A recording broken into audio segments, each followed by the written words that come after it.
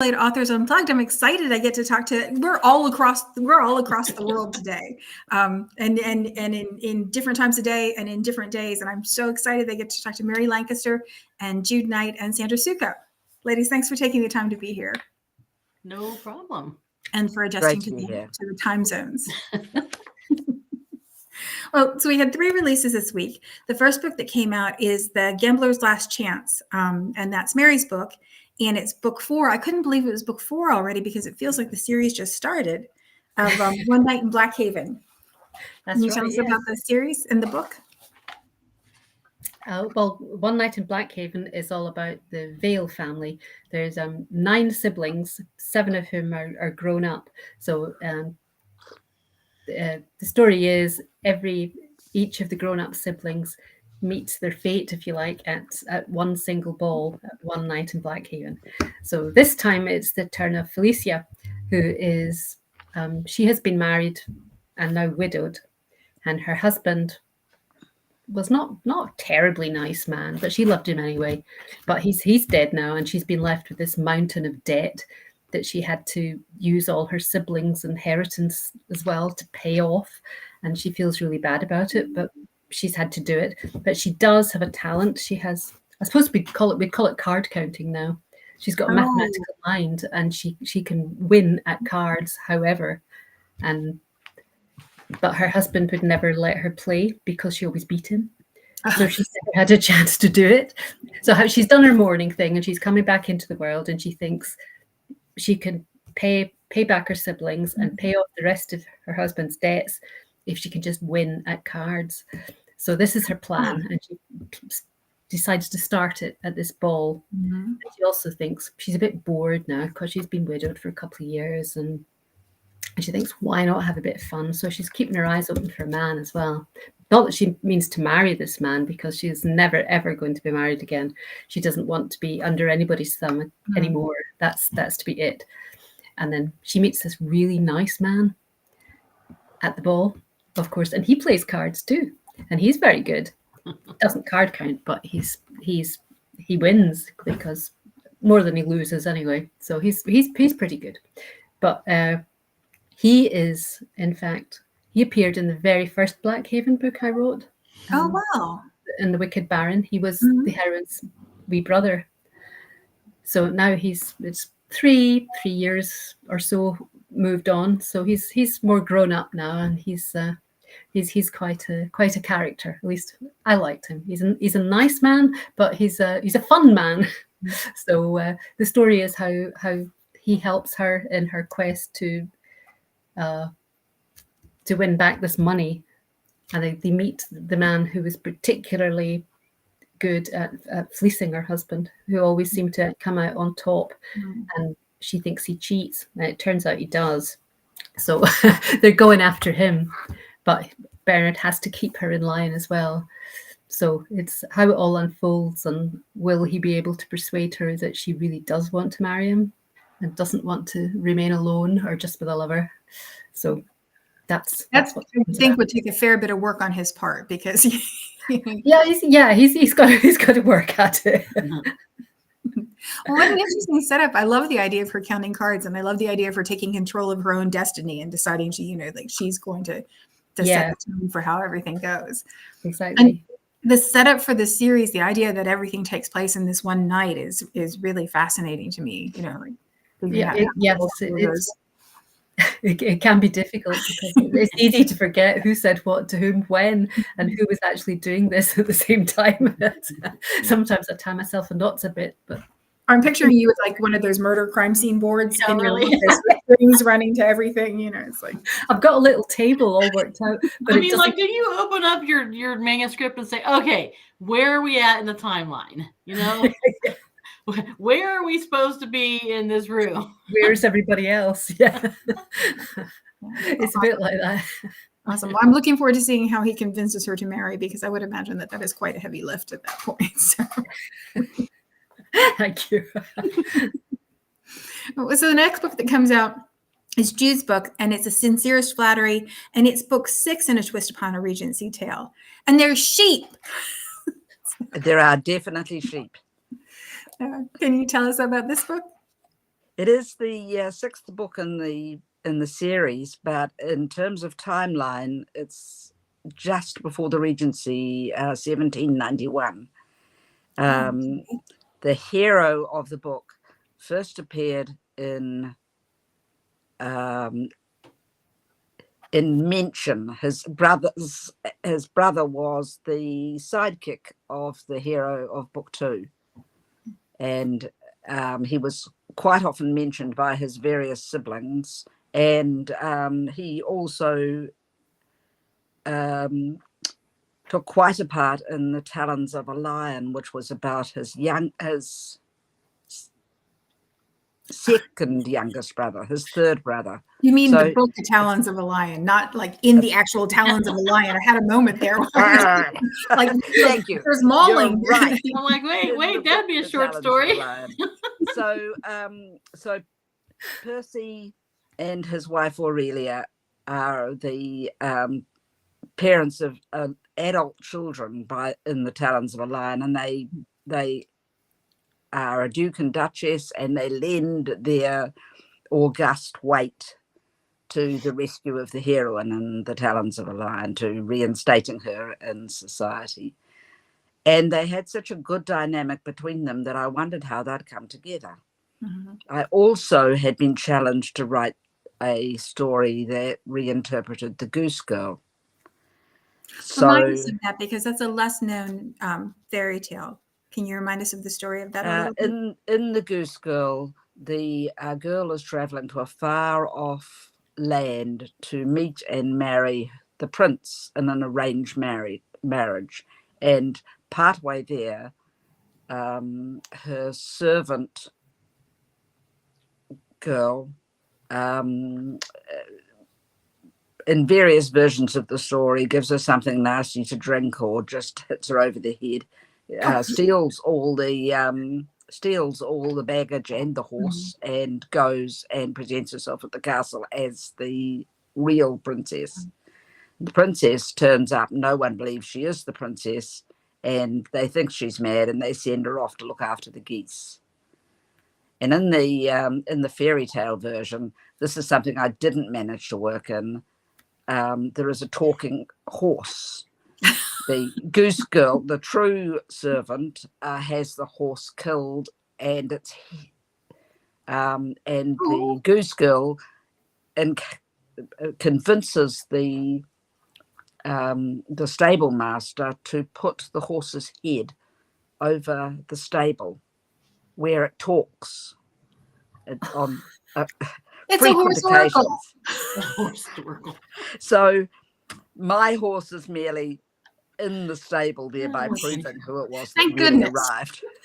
That feels like a really good artistic choice. So Percy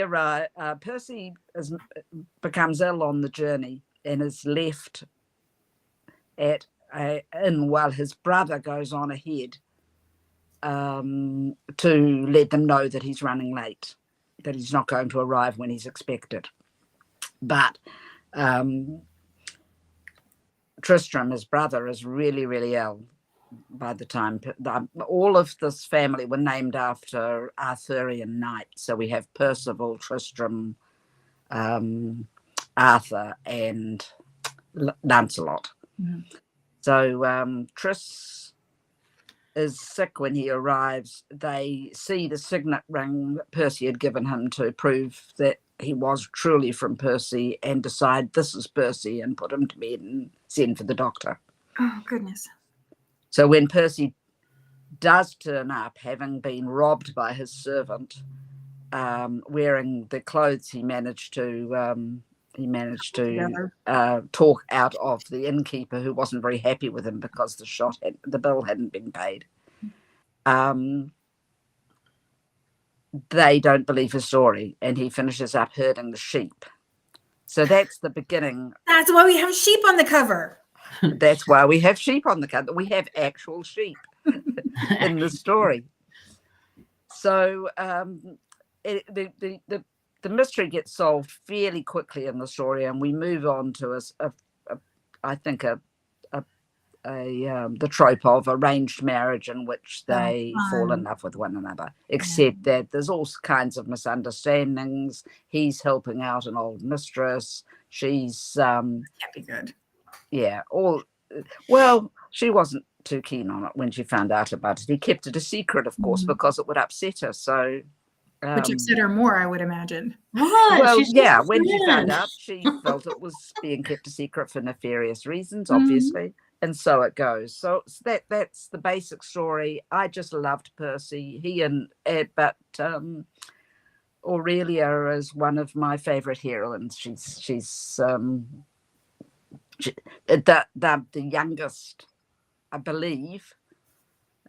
Prisoners of Zenda might give them a run for their money, but I believe it's the youngest couple I've ever written, and they make young couple mistakes. Oh, that's fun. So, but anyone who's read the other books knows that 27 years on, they're living there happily ever after. So that's Percy and Aurelia. And the sincerest flattery is the whole idea of imitation is the sincerest form of flattery. Oh, So cool. Oh, that makes sense.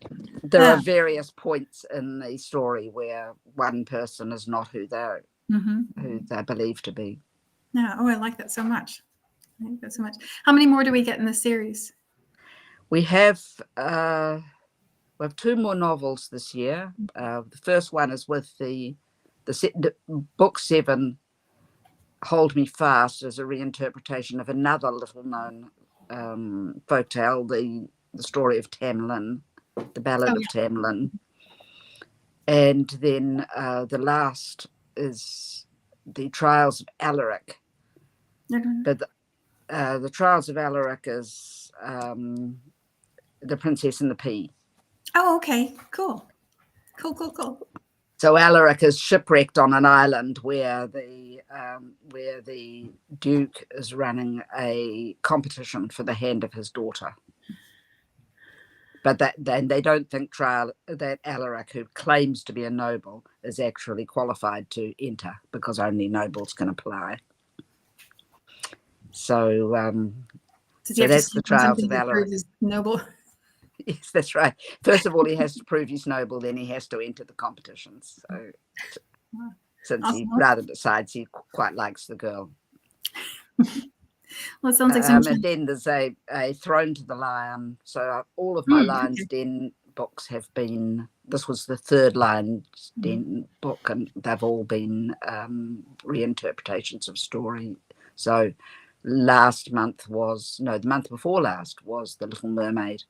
And this next one is The Tinderbox. I don't know that one. That's where a soldier returning from the wars is kind to someone and is given a tinderbox with 3 that can be struck 3 times, and each time it's struck, several large dogs turn up to do magic. Cannot wait to see how you work this in without a talking horse. Or a talking dog. Yeah, indeed. Awesome. Well, there's a lot to look forward to there. The next book that came out this week is Sandra's book, and it's book 2 in the Hastings sisters books. And I have to look at it because I twist the words in my head every time. It's a second summertime courtship. There you go. It's the second in summertime. I get them like.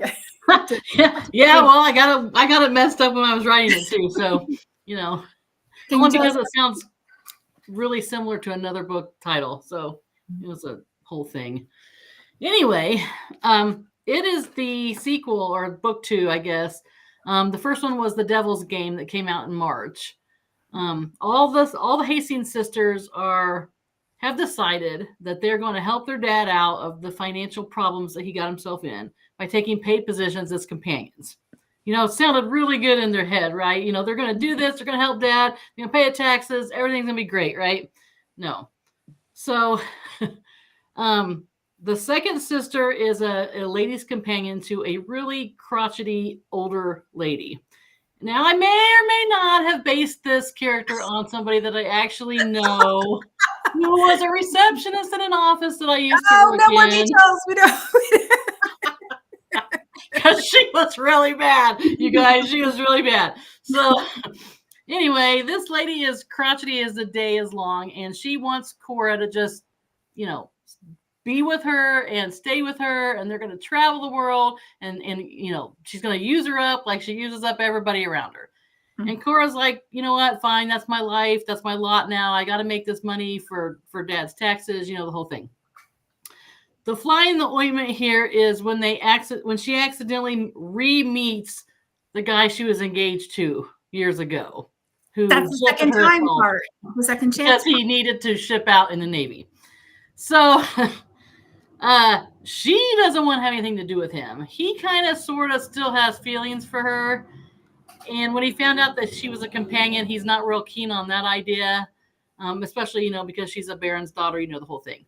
So he goes to call on her, and the crotchety companion lady says, absolutely not. We're not doing that. You know, she's my companion. She's not anybody else's anything. That's the end. So she keeps rebuffing him, you know. So, and then, or she'll give him tasks to do. You can only see Cora if you go do this, this, and this, or if you do this for me, or for you, you know, blah, blah, blah. And, you know, he's stubborn. So he's like, fine, I'll do whatever it is you want. Just let me see Cora, you know. So, you know, eventually, you know, she decides, okay, I'll give you a second chance. I forgive you. I heard your explanation. It's sound, you know, whatever. Well, of course, things don't go right in the romance because of the elderly lady.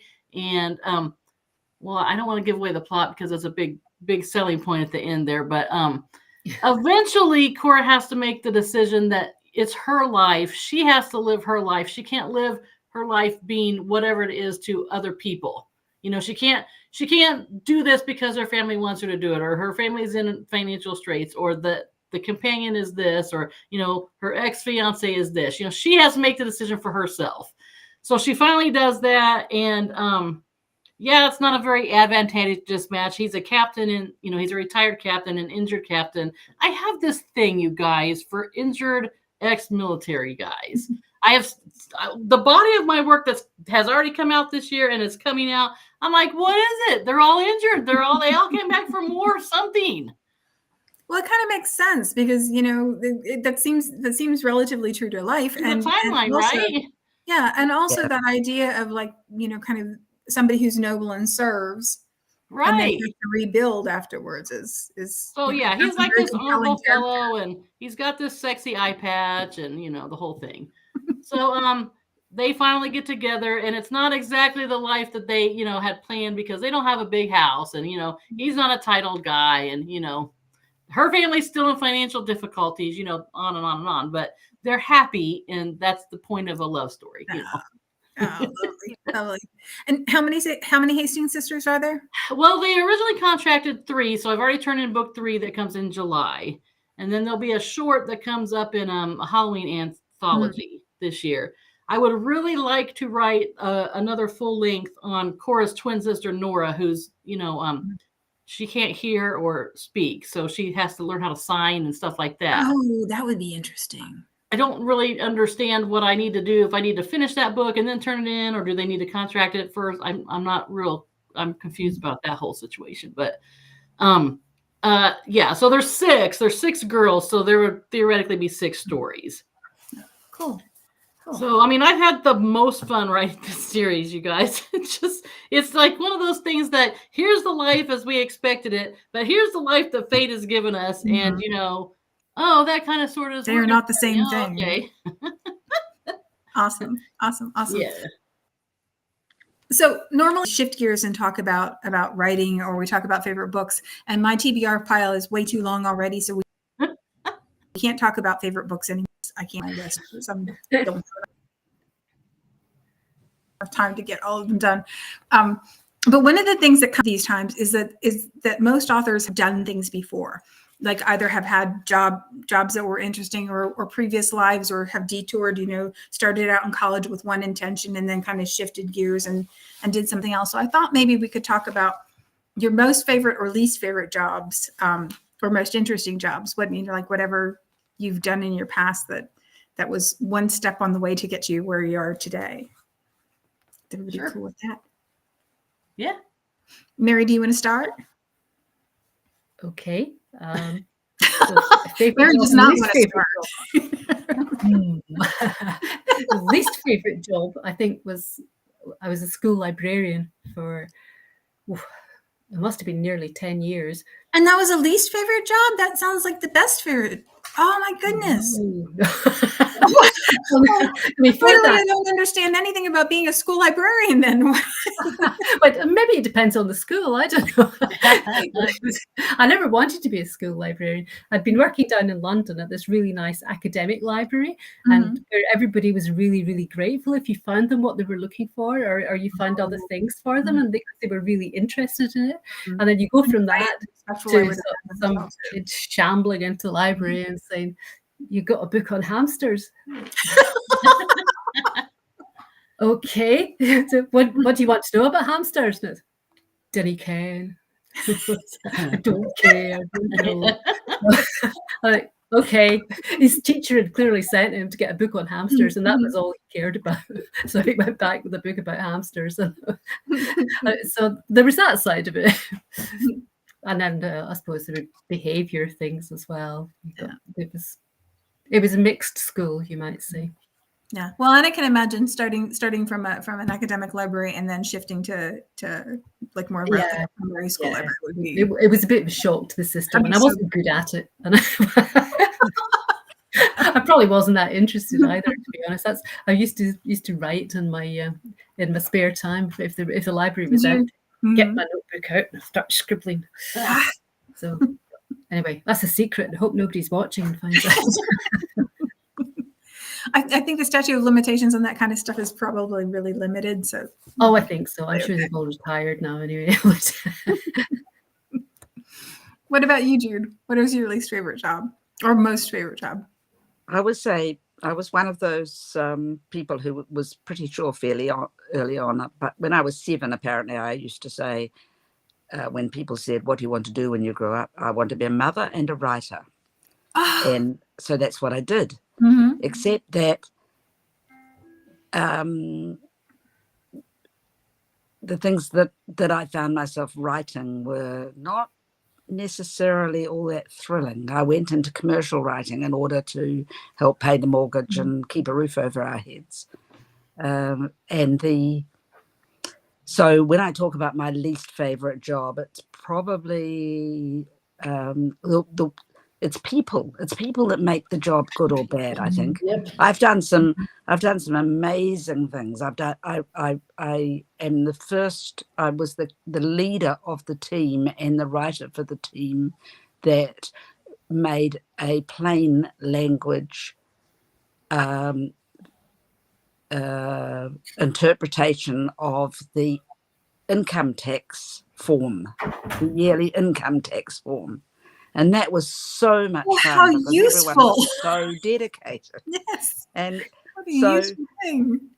But I think the worst job I've ever had was also the biggest. We were working, there'd been a bank merger. 2 banks had merged and they had 2 entirely different sets of instruction manuals for their staff. And by the time we'd finished the job, we had rewritten 24,000 pages of instruction. And we finished up in a legal battle to get paid because the bank had only contracted for 18,000 pages. And although they had verbally agreed to the extra work, I hadn't got a signed release from them saying they'd definitely do it. So it left a real sour taste. No doubt. One of the most profitable businesses in the entire country took this little team of contractors to the cleaners. So so I've done some really fun things. I rewrote in plain language the training manual for the police on disaster victim identification. Oh my And, goodness! I bet you learn all kinds of stuff doing that. Oh, it was horrible. You could only work on it for about 30 minutes at a time, and then you had to go away and have a cup of coffee and read something really, really light. Like My Little Pony light. My Little Pony. Yeah, perfect. So so I wrote from the time my youngest started school until the time I retired, so that I could write fiction full time. Just writing all the time. And now I write. So that's what that would be Best and worst at the same time. There's a Welsh fairy tale about a maiden that was turned into was created out of flowers for this wizard's favorite king, but she fell in love with someone else, and so he turned her into an owl. And Ian Garner has written a book called The Owl Service about how it's a young people's book, and it tells this fairy tale and shows how it's repeated down through the ages. And there's a line there that I think actually applies to my life, where I want to be flowers, but they keep making me owls. Oh. And now I'm being flowers. Yes. And there are lovely things about owls too. But Sandra, what about you? Right out of high school, I worked in the real estate industry as a secretary. It was like really fast paced, everything was go, go, go, this. So I had a lot of downtime, but then when you're like working, you're really working, So I did write, throughout this whole thing. I've always wanted to be a writer since the age of 10. That's when I started writing, wrote stories about the neighborhood kids, that's what I did. And so then while I was working the real estate job, I was also a caterer, which was my favorite job. The real estate thing, not so much. And it's all because of people. I don't like dealing with people. I don't like answering the phone, everything. I just don't like it. Also, I don't like being in customer service when people yell at you over the phone. That's not my response to. That's not nice. Because my answer to that is click. Oh, we must have got disconnected. Oops. So anyway, I did catering for a while. That was really fun. I really enjoyed catering a lot. Because I know you do cookies too, right? Yes, I do cookies now. Yeah, I wondered about that. I wondered about about how you got to that point. Yeah, I mean, I've always liked to cook. I've always liked to write. Those two things. To me, they go hand in hand, because if I need to work out a plot point, or if I need to calm down, then I will go to the kitchen and bake, and then I'll write, that kind of thing. Yeah, that makes sense. Never ceases to amaze me that I can mix up a batch of cookies and all of a sudden figure out a plot problem that I'm having, that whole thing. So then, when was it?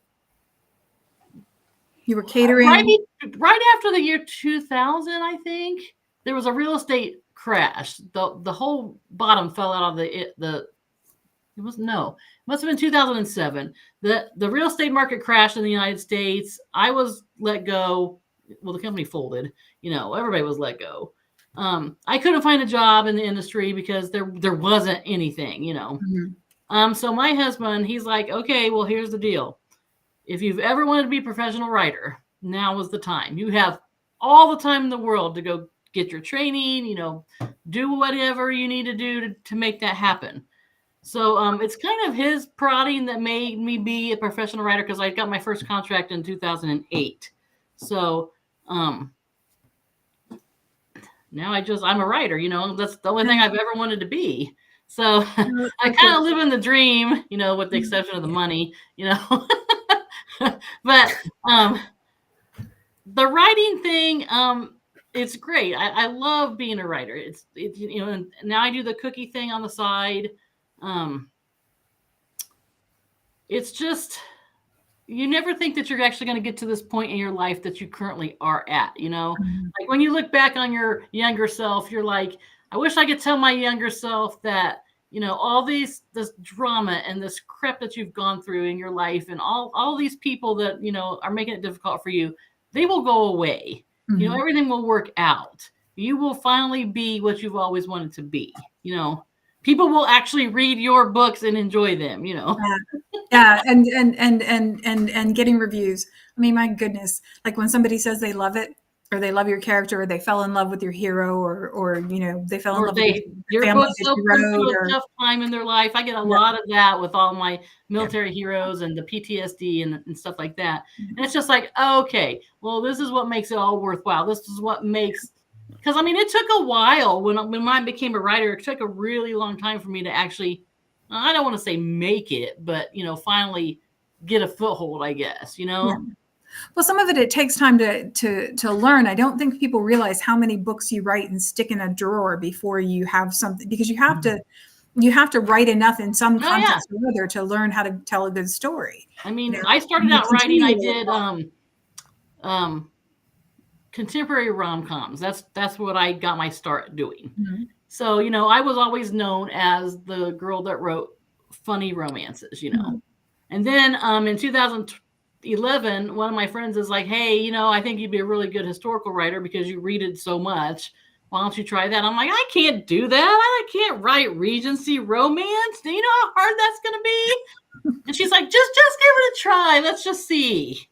And so I wrote my first 2 Regency pieces in 2011 and then published them. And then everything just took off from there. Oh, so fantastic. That's what I've been doing since 2012. Regency and romantic suspense. That's what I do now. Well, this was every bit as interesting as I expected it to be. So, ladies, thank you so much for taking the time to talk to us today. I really appreciate it. And we will be back here the same time next week. And I'm going to say the same thing I say every week, which is that Dragonblade. I know it's like I'm going to get a button, so I can just push a button. You need a button. It's true. Dragonblade. Or just hold up a sign. Yep. I'm released in pre-order. So you can get them for 99 cents. And if you don't get them, then you can always read them Kindle Unlimited. So thanks so much, ladies. I really do appreciate you taking the time to talk.